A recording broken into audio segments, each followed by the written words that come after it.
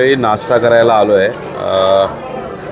Green मॅरेडियन नावाचं veg restaurant आहे. रात्री देखील इथे जेवलो. एक खूप चांगली टेस्ट आहे आणि त्याच्यामुळे पुन्हा आम्ही इथे झालो. मंडळी नुकताच नाश्ता केला. ते मागे तुम्ही बघू शकता नंदी सर्कल म्हणतात त्याला आणि वरती घाट रस्ता दिसतोय आपल्याला, जो वरून तिरुमलावरून येतो तो. कालपासून वातावरण अगदी पावसाचं वातावरण आहे. रात्री पाऊस पडून गेला आहे आणि आता जस्ट नाश्ता करून आम्ही निघालो आहे ते पद्मावती मंदिरासाठी. बघा मंडळी, हा आहे हे नंदी सर्कल आणि समोर जो दिसतोय तो आहे तिरुमलाचा घाट.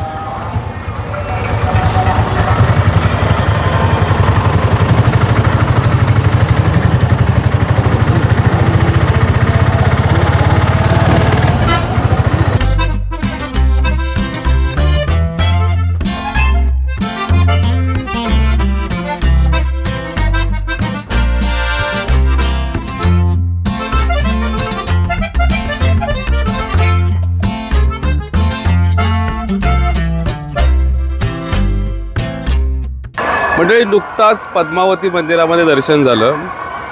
पेड पास होता, त्याच्यामुळे साधारण अर्धा पाऊण तास लागला असेल.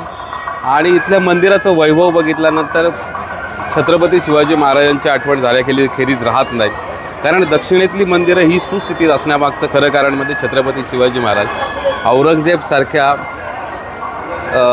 शत्रूला दक्षिणेपर्यंत पोचू न देता त्याला केवळ महाराष्ट्रामध्येच अडवून ठेवण्यामध्ये छत्रपती शिवाजी महाराजांना जे यश आलं त्याच्यामुळेच इथली मंदिरं आज सुस्थितीत आहेत.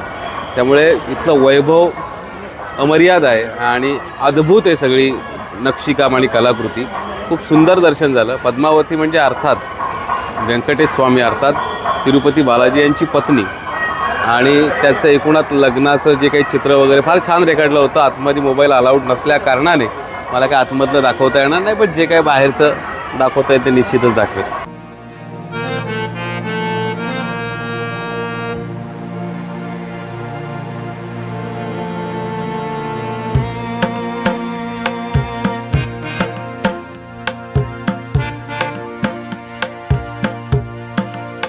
नुकताच दर्शन झालं पद्मावतीचं आणि आम्ही पुन्हा निघालो आहे बॅक टू पवेलियन, अर्थात आमच्या हॉटेलच्या दिशेला. आणि बघूया तिथे काय दुसरं काय बघता येतं आहे. पण इथे पद्मावतीचं दर्शन घेऊन आल्यानंतर प्रसाद घेतला.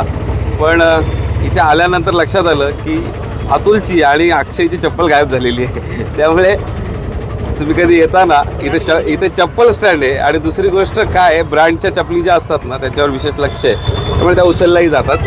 कारण आमच्या तिघांच्या चपली होत्या, पण त्या विशेष दिसत होत्या, व्हाईट कलरच्या दिसत होत्या. आता काय याला प्रसाद बनावा की अजून काय कल्पना नाही, पण प्रत्येकाने काळजी घ्या. एकूणच दर्शन छान झालं. आता बघूया पुढचं कुठे आमचं नियोजन ठरतंय.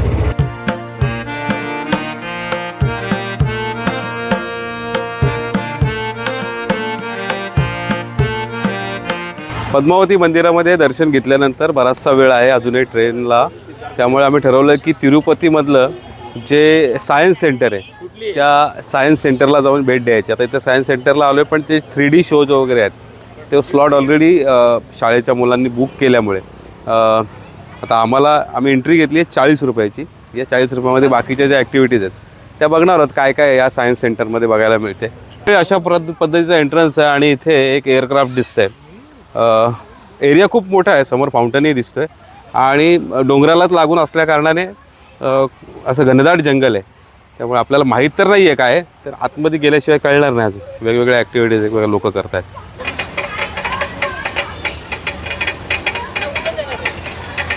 हे अशा वेगवेगळ्या ॲक्टिव्हिटीज आहेत. खरं तर ते जे बॉल्स रोटेट होत आहेत त्यामागे देखील एक विज्ञान आहे आणि त्याचाच एक डेमो इथे ठेवलेला आहे. अशा पद्धतीचं हँडल स्लोली रोटेट करायचं आहे आणि त्यानंतर एका विशिष्ट तालामध्ये जे आतमधले बॉल्स आहेत ते कसे मूव्ज होत आहेत त्याचं ऑब्झर्वेशन आहे. That's it.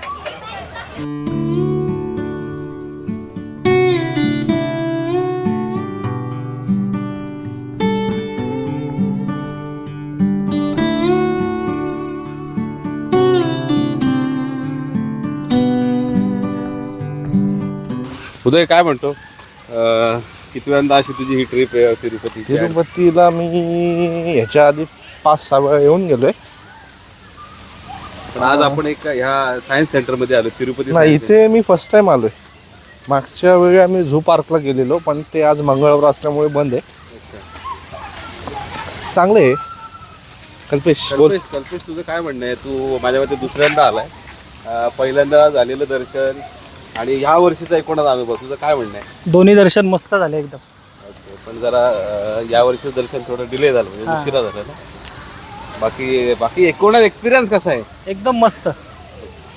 आमच्या एक भावाची कमी आम्हाला फक्त. अतुल, माझ्या मते अतुल भरपूर वेळेला आलेला आहे. हो, मी खूप वेळा 6 ते 7 म्हणजे येऊन आलो. 6 ते 7 वेळेला येऊन पण तू माझ्या मते या झूला जू नाही, हे सायन्स सेंटरला आला नव्हता. फर्स्ट टाइम आलो आज. फर्स्ट टाइम आलेला आहे. येस. पण मला तुला म्हणजे यावेळेस ठीक आहे, मी पहिल्यांदा आलो, पण आपल्याला साधारण 7 तास लागले हो. दर्शनाला. याच्या अगोदर असा एक्सपिरियन्स होता का 7 तास? नाही, माझं याच्या आधी 2 तास 3 तास मध्ये दर्शन झालेलं आहे. तर मंडळी इथे आलो आहे आणि हे अशा पद्धतीचं आहे बघा. इथे म्हणजे मी कुठल्या ग्रहावर किती किलो वजन आहे माझं, तर ज्युपिटरवर 217 किलो, बापरे, आणि चंद्रावर अगदी 15 किलो. पृथ्वीवर 91 किलो दाखवतं आहे, पण वास्तविक तेवढं नाही, काहीतरी गडबड दिसते मग. तर म्हणजे आतमध्ये आल्यानंतर हे अशा पद्धतीचं सगळं वेगवेगळं स्ट्रक्चर आहे. म्हणजे हे बघा, मॅटर ऑफ एनर्जी,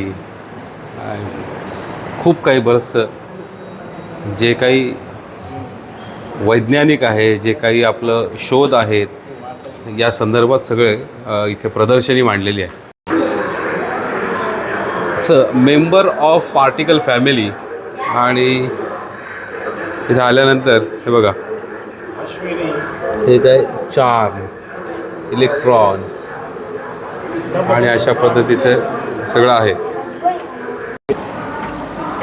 तर हे बघा, लाईफ बियॉन्ड अर्थ, आणि इथे असं एक टॉगल लिहिलं आहे, तो स्लोली मूव्ह करायला सांगितलं. त्यानंतर अशा पद्धतीचं डिस्प्ले होतो, जिथे हे सगळं त्यांनी डिस्क्रिप्शनमध्ये सगळं लिहिलेलं आहे.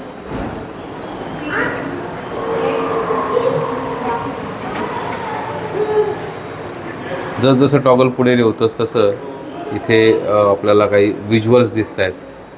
म्हणजे अगदी वेगवेगळे ग्रह असतील, अणुरेणूपासून जैवविविधता, याचा सगळ्यांचा डिस्क्रिप्शन आणि इतिवृत्त इथे दाखवण्याचा प्रयत्न केलेला आहे. तर विजेची निर्मिती कशी होते या संदर्भात हे सुंदर असं मॉड्यूल आहे. बघू शकता, तिथून पाणी येते आणि मग त्या पाण्यापासून वीज तयार होते, आणि मग अशा पद्धतीने सगळ्या टॉवरवरती आपल्याला दिवे लागलेले दिसत आहेत. याचा अर्थ ती वीज जनरेट होऊन अशा पद्धतीने प्रोव्हाइड केली जाते. हे बघा, कोळशापासून वीज निर्मिती, हे कोल बंकर आहे, ते तिथे जाऊन मग कशा पद्धतीने वाफ आणि मग वाफेच्या प्रेशरने कशा पद्धतीने टर्बाईन्स, किंवा ज्याला काय म्हणतात, टर्बाईनच म्हणतात, टर्बाईन फिरलं जातं आणि टर्बाईनच्या बाजूला जनरेटर आहे. इथून वीज जनरेट होते आणि ती पुढे जाऊन प्रोव्हाइड केली जाते.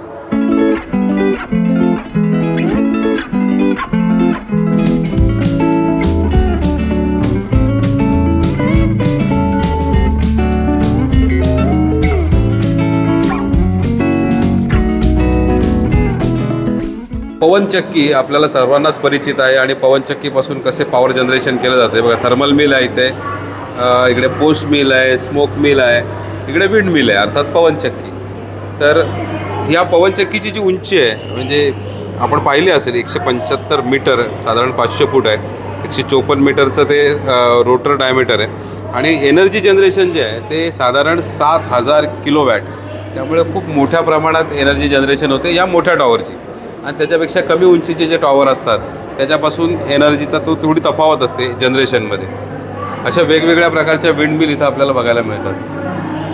2 ब्लेड विंड मिल आपण बऱ्याच ठिकाणी पाहिले असेल. एक छोटासा टॉवर उभा केला जातो आणि त्याला असे 2 ब्लेडची पण लावली जाते.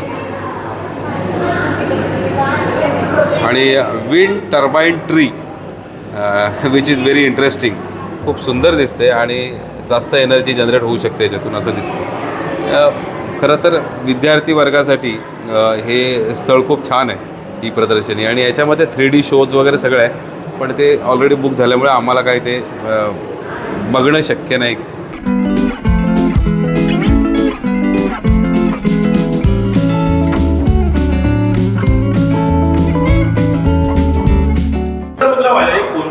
The impossible mixture. हे बघा, ह्या 3 प्रकारचे लिक्विड्स आहेत. मे बी ऑइल आणि काहीतरी दिसतंय इथे, ऑइल अँड वॉटर, आणि तिसरं काहीतरी वेगळं आहे. पण हे जर आपण रोटेट केलं आहे, लेट्स हॅव अ सी, बघूया आपण. चला, ओके, रोटेट केलं तर जनरली आपल्याला असं वाटतं हे मिक्स होतील, पण नाही आहे. प्रत्येक जी लेअर आहेत आपापली, हे बघा, याला वेगळं अस्तित्व आहे, त्याची घनता वेगळी आहे. त्यामुळे ते पुन्हा एकदा सेपरेट झाले. बघा, हा ऑइलचा लेअर बरोबर मध्ये आला,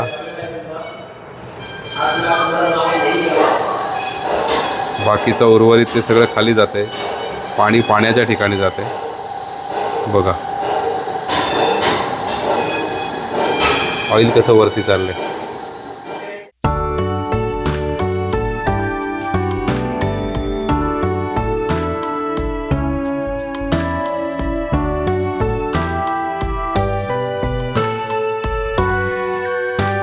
तर मंडळी, गोविंद हाईट्समधून निघालो आहे. अर्थात आपला परतीचा प्रवास आता सुरू झाला आहे. काल आपण तिरुपती बालाजीचं दर्शन घेतलं आणि आज आपण पद्मावती मंदिरात गेलो, त्यानंतर नेहरू सायन्स सेंटरमध्ये गेलो. आता निघतो आहे इथून साधारण एक 9-10 किलोमीटरवर रेणूगुंटा नावाचं स्टेशन आहे. तिथून आपलं बोर्डिंग आहे आणि ही आपली जीपनी आपल्याला जायचं आहे. तर लेट्स सी, आता स्टेशनला गेल्यानंतर आपण त्याचं कन्क्लुजन करूया एकंदरीत ब्लॉगचं. आपण निघालो आहे परतीच्या प्रवासाला. काल आपण तिरुपती बालाजी इथे दर्शन घेतलं, त्यानंतर आज पद्मावती मंदिर आणि त्यानंतर एक I think Tirupati science centre इथे गेल्यानंतर आता आपण निघालो परतीच्या प्रवासाला. रेणीगुंठा नावाचं स्टेशन आहे, साधारण एक 10 किलोमीटर असेल तिरुपतीपासून, आणि तिथे आम्ही आता आलो आहे. 6:35ला ट्रेन आहे. तर मला असं वाटतं की या 2 दिवसात जे काही दाखवता आलं, जे काही आम्ही फिरलो, ते एकूणच तुम्हाला दाखवलं. होप्सो तुम्हाला व्हिडिओ आवडला असेल, आणि जर तुमच्या काही सूचना असतील तर कमेंट बॉक्समध्ये नक्की कळवा. तुर्तास थांबतो, पुन्हा भेटूया एका नवीन ठिकाणी एका नवीन ब्लॉगसह. धन्यवाद.